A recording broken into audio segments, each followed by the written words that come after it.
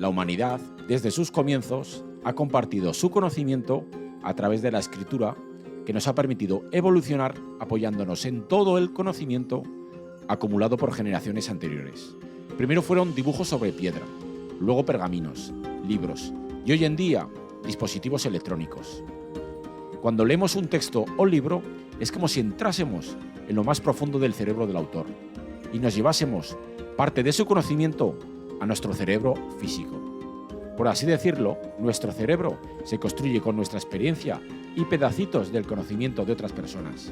Y cada día que leemos, somos un poco mejor que antes. Cuantos más libros leas, más progresarás personal y profesionalmente. Espera, un momentín. Pero ¿realmente nos creemos que todo ese tiempo y energía invertidos en leer un libro, realmente lo estamos aprovechando correctamente? O sea, ¿el conocimiento que hay en ese libro realmente lo estamos adaptando, personalizando a nuestras necesidades? Generalmente, cuando leemos un libro, creemos que ese conocimiento nos va a acompañar el resto de nuestra vida. Pero lo estamos engañando. Del libro solo nos quedamos con un porcentaje muy pequeño de su contenido. Este efecto está estudiado y se llama la falsa expectativa del aprendizaje. Y tiene mucha relación con la curva del olvido, que lo que viene a decir es que una misma información, si no la repasamos con una frecuencia periódica, la terminamos olvidando. Lo más curioso de todo esto es que no nos damos cuenta. ¿Y sabes por qué? Porque, a diferencia de cuando preparamos un examen o una prueba donde nos examinan, cuando leemos un libro, nunca surge la oportunidad de volver a recordar ese conocimiento. Y finalmente, con el paso del tiempo, lo terminamos olvidando.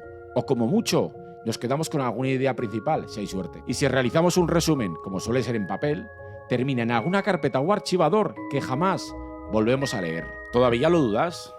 Vamos a verlo. ¿Cuántos libros hemos leído a lo largo de nuestra vida? ¿10? ¿100? ¿1000? ¿Miles? ¿Cómo han impactado en nuestra vida cada uno de estos libros? ¿Qué recuerdas del libro que leíste hace un mes? ¿Y el de hace 3 meses? ¿Dónde está todo lo que aprendimos? ¿Todo ese tiempo que realmente hemos invertido en leer un libro realmente merece la pena si solamente recordamos 4 ideas principales? Desde luego, mejor leer que no hacer nada. Pero imagina que cuando lees un libro pudieras recordar muchos más detalles. ¿Te gustaría? Pues ahora te lo cuento. Pero antes tenemos que viajar a 2 momentos en el tiempo que luego se unirán para darnos la solución. Vamos atrás en el tiempo. Nos vamos a 1989. Mientras caía el muro de Berlín, Russell Ackoff, arquitecto y experto en el comportamiento humano, presentó lo que él llamaba la pirámide del conocimiento. Esta pirámide representa simbólicamente una jerarquía de cómo nosotros procesamos el conocimiento. En la parte inferior tenemos los datos, que es información que actualmente no tiene valor para nosotros, ya que no podemos vincularla a ningún otro conocimiento previo, ni nos sirve de ayuda ahora mismo. Está sin contexto. En la siguiente fase de la pirámide nos encontramos la información, que es un conjunto de datos procesados que aportan valor a una temática concreta, pero que no es útil para nosotros actualmente. No tenemos tampoco dónde vincularla, aunque creemos que puede ser útil en un futuro. Seguimos ascendiendo en la jerarquía de la pirámide y vamos al conocimiento. El conocimiento son datos procesados que aportan valor a una temática y además nos puede ser útil actualmente y complementa conocimiento que ya tenemos. Por tanto, esta nueva información ya podemos vincularla con la ya existente. Y finalmente, llegamos a lo más alto de la pirámide, la sabiduría. Es el grado más alto del conocimiento, porque es cuando ya hemos interiorizado algo en nuestro cerebro que podemos aplicar de forma transversal a distintas áreas o temáticas de nuestra vida. La sabiduría serían nuestros modelos mentales, ese conocimiento de cómo nosotros entendemos que funciona el mundo. De esta pirámide, quedaros en cómo Russell Ackoff jerarquiza la información de mayor a menor importancia a la hora de retenerla. Pues esta prioridad es la que aplicaremos a nuestros subrayados y notas para crear distintos tipos de notas. Pero luego volvemos a la pirámide. Ahora, ¿recuerdas que te dije que íbamos a realizar 2 viajes en el tiempo? Pues nos queda uno. Vamos a 1992. Mientras en España se celebraban las Olimpiadas, un prolífico sociólogo alemán, Niklas Luhmann, publicó un artículo llamado Comunicando con Zettelkasten. ¿Y en qué consiste este método de Zettelkasten? Este método se basa fundamentalmente en 2 principios. 1. Crear notas atómicas. Y 2. Ir creando con estas notas una red de nodos enlazando información entre sí. Vamos con el primero, notas atómicas. que consiste en identificar bloques de información únicos e irrepetibles, pero que puedan ser reutilizados si necesitamos referirnos a una información ya conocida. El segundo principio es crear una estructura basada en nodos. Pero, ¿qué es esto de una red basada en nodos? Durante mucho tiempo la información se ordenaba únicamente de forma jerárquica, o sea, por categorías, subcategorías y así sucesivamente. Solo tenemos que ir a las bibliotecas para comprobar cómo ordenan los libros. Si os fijáis, agrupan los libros por estanterías y luego por conjuntos y subconjuntos sucesivamente. Vamos, distribución jerárquica por categorías. Pero Zettelkasten fue una revolución, porque la información la ordenaban mediante una distribución mallada por nodos, que se conectan entre sí mediante enlaces según la información que tengan relacionada. Pero ¿cómo podemos conseguir esta estructura de red de notas atómicas en cartulinas de 1/4 de folio físicas? Pues para conseguir esta distribución, Luhmann ideó un sistema de numeración alfanumérico llamado Folgezettel, para que las notas se pudieran referir entre ellas y crear esta red. Pero hoy no vamos a hablar de este sistema de numeración por dos razones. La primera es porque ya os hablé de ese sistema en este vídeo que verás por aquí arriba o abajo en la descripción.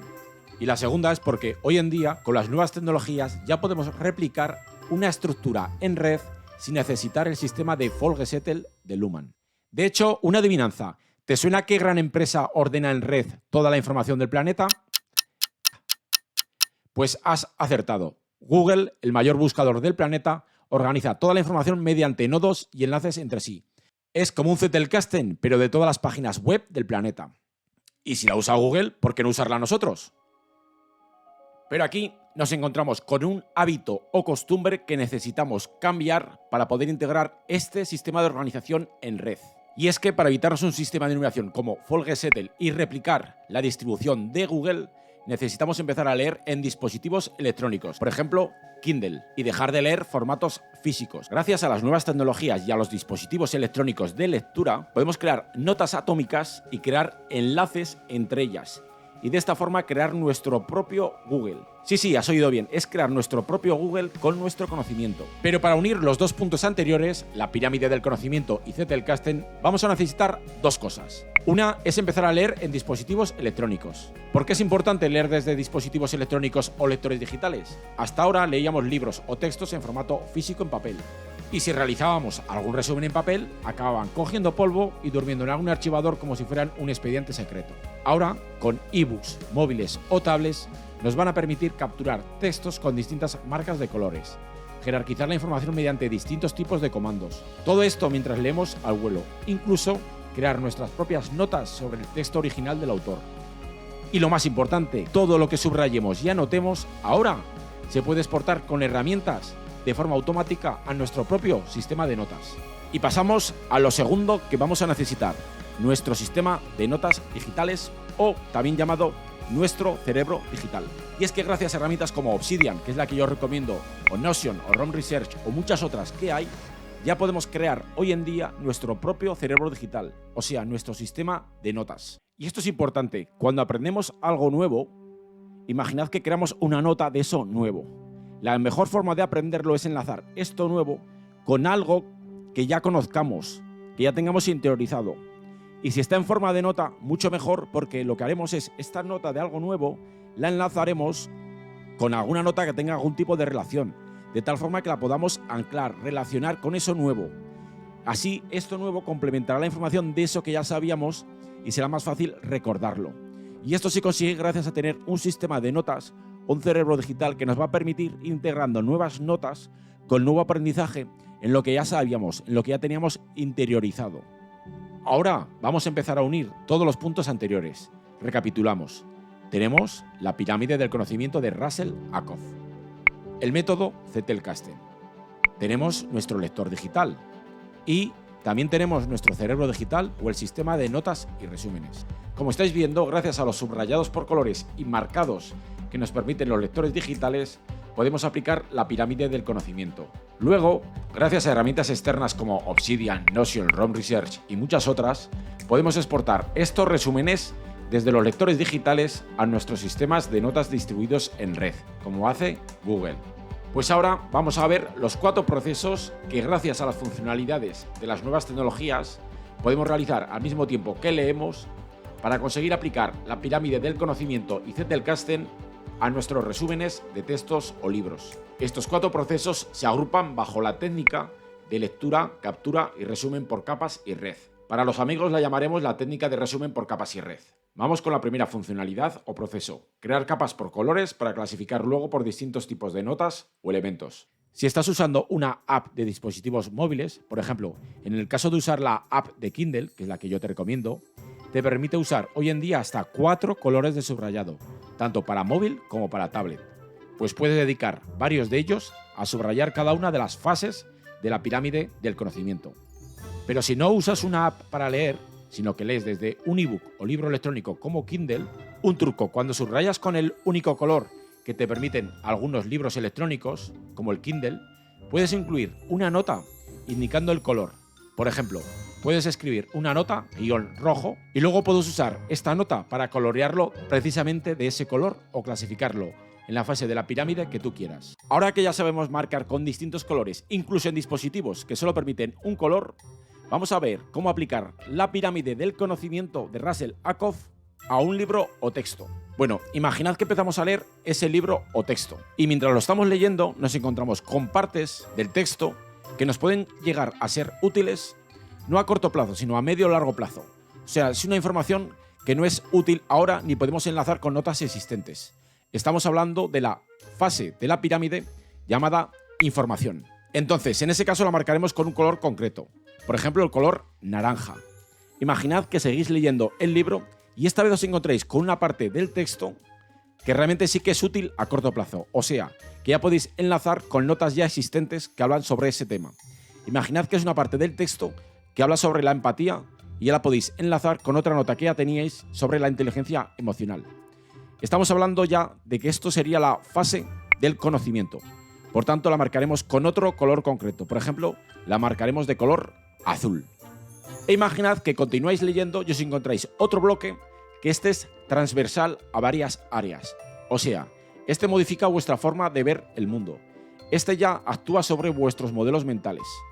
O sea, cambia una forma de pensar que tenéis vosotros. En este caso estamos hablando de que esta pieza de texto del libro que hemos encontrado afecta a la fase de sabiduría de la pirámide del conocimiento. Por tanto, la vamos a marcar con otro color. En este caso, por ejemplo, de color rosa. Rosa, por ejemplo, podría ser porque es el mismo color de nuestro cerebro y sería el truco mnemónico para acordarnos de los colores. Como estás viendo, estamos marcando por distinto color las distintas partes del texto del libro que realmente aplican o se corresponden con las distintas fases de la pirámide del conocimiento de Russell Ackoff. Pero es que no solamente estamos clasificándola por las distintas fases de la pirámide del conocimiento, sino que luego estas piezas del texto de distinto color se van a transformar en distintos tipos de nota. O sea, van a ser notas fuente, notas área o memoria digital o notas de modelos mentales. Pero esto que te acabo de explicar no dejan de ser tipos de notas, que es el nombre que le he puesto yo. Tú les puedes llamar con el mismo nombre de la pirámide de Russell Ackoff, o sea, información, conocimiento y sabiduría. Ese tipo, si a ti te sirve o te encaja mejor para tu sistema de notas, puedes elegir esa tipología. No pasa nada. Vamos con la segunda funcionalidad. Es incluir notas, pero con nuestras palabras. Y es que con las nuevas tecnologías, además de estar subrayando el libro, podemos introducir nuestras propias notas. O sea, en vez de escribir al margen, como hacíamos antes con los libros físicos, podemos incluir nuestras notas con nuestras palabras junto a los propios subrayados del libro. Y así, con estas notas que estamos incluyendo junto con los subrayados, estamos realmente introduciendo nuestras ideas, nuestras reflexiones. Estamos hablando o traduciendo eso que hemos leído en nuestro propio idioma. Estamos dialogando con el libro, nos estamos realizando preguntas, estamos siendo críticos. O sea, estamos continuamente, mientras leemos el libro, en modo activo. No esperamos, como con otras técnicas como la de resumen progresivo de Tiago Forte, que esperan al finalizar el libro para empezar a incluir nuestro sentido crítico. Y realmente, al estar en modo activo, lo que conseguimos es que nos concentramos mucho más en el libro. Además, estamos aplicando una integración interhemisférica de ambos hemisferios por el hecho de estar activos, incluyendo nuestras ideas, no solamente consumiendo el modo pasivo. Y ahora vamos con la tercera funcionalidad. Crear capas, pero en vez de por colores, como hemos visto en la funcionalidad 1, esta vez vamos a crear capas por títulos o por niveles de cabecero. Todos esos bloques de texto que hemos marcado con notas y distinto color, los podemos jerarquizar bajo distintos tipos de título o cabecero de distinto nivel. Ahora que estamos leyendo sobre dispositivos electrónicos de lectura, cuando subrayamos una frase, ya no solo la subrayamos, sino que le podemos marcarla que es de un tipo de título o cabecero de distinto nivel, nivel 1, 2 o 3. Eso significa que todos los subrayados y notas que realicemos a partir de ese título, del nivel que sea, todas las notas y subrayados que realicemos van a quedar colgando debajo de ese título, de tal forma que estamos jerarquizando la información. Y al exportar, como estas notas y subrayados han quedado bajo distintos tipos de títulos, cuando vayamos a mirar ese resumen, nosotros ya podremos profundizar según el grado de detalle que queramos avanzar. ¿Por qué? Porque estas notas y subrayados han quedado bajo distintos tipos de títulos. O sea, vamos a usar los distintos tipos de títulos para clasificar todas esas notas y subrayados de forma jerárquica, de tal forma que luego podamos avanzar según el grado de detalle que necesitemos. Y finalmente vamos con la cuarta funcionalidad. Si ya tenemos la distribución por capas jerárquica, ¿qué nos falta? Pues nos falta crear la red. ¿Recordáis que todavía quedaba un punto por unir? Es cuando entra en acción el método Zettelkasten de Niklas Luhmann, que era crear un sistema de notas en red.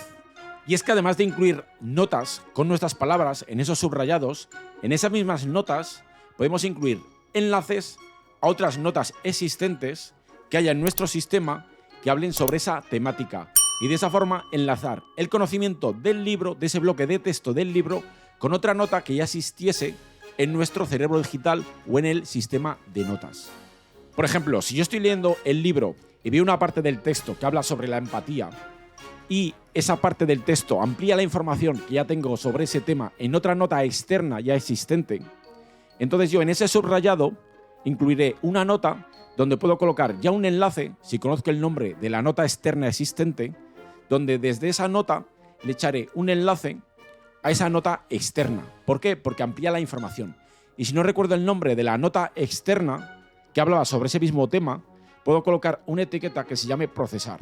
De esta forma, cuando yo termine el libro, yo puedo mirar qué enlaces externos hay en el resumen del libro a otras notas existentes o qué etiquetas hay con procesar para yo poder integrar esa nueva información que me ha dado el libro en las notas ya existentes. De esta forma, desde la propia lectura del libro, no solo estoy tomando subrayados y creando notas con mis palabras, sino que estoy ya interconectando las propias notas del libro, esos bloques de texto que he subrayado, los estoy ya conectando con otras notas ya existentes de mi cerebro digital o de mi sistema de notas. Fijaros, ahora en el resumen del libro tenemos notas distribuidas desde 3 enfoques. El primero es por colores, según las fases de la pirámide del conocimiento. El segundo es por títulos, según el grado de detalle del resumen. Y el tercero es una distribución en red de las propias notas del libro con otras notas ya existentes en nuestro cerebro digital o en nuestro sistema de notas. El hecho de realizar estas distribuciones en paralelo mientras estamos leyendo, además de incluir nuestras notas y subrayados, nos permite lo siguiente. Nos ayuda a tener una estructura troceada en piezas para recordar ese libro en función de nuestra disponibilidad y tiempo que tengamos. Nos permite conocer mucho mejor el esqueleto del libro al haberlo distribuido por capas. Nos permite absorber justo lo que necesitamos a corto plazo para poder aprovechar esa información desde el primer minuto, para poder aprovecharla en nuestro día a día. Y para mí algo muy importante es que nos permite incluir el resumen del libro, pero con nuestras palabras, o sea, en nuestro idioma. Y esto nos permite que luego, posteriormente, no tengamos que volver a procesar ese libro, sino que ya lo tenemos explicado en nuestro idioma, como nosotros entendemos el mundo. Porque recordar, solamente somos fieles mientras estamos leyendo el libro. Por eso todo lo que podamos lo tenemos que realizar mientras estamos leyendo el libro. Bueno, aquí abajo en la descripción os voy a dejar la aplicación que yo uso precisamente para leer y resumir libros y que permite realizar todo lo que os he explicado en este vídeo y además muchas más cosas. Por cierto, si queréis saber más información sobre cómo crear nuestro propio cerebro digital o resumir un libro, aquí abajo en la descripción o en el comentario fijado os dejo más información sobre todo esto. Bueno, pues todo esto que os hemos contado ya podéis empezar a aplicarlo en vuestras lecturas y resúmenes de libros y dejadme aquí abajo vuestra opinión sobre todo esto que os hemos contado y os dejo con vídeos muy interesantes. Chao, chao.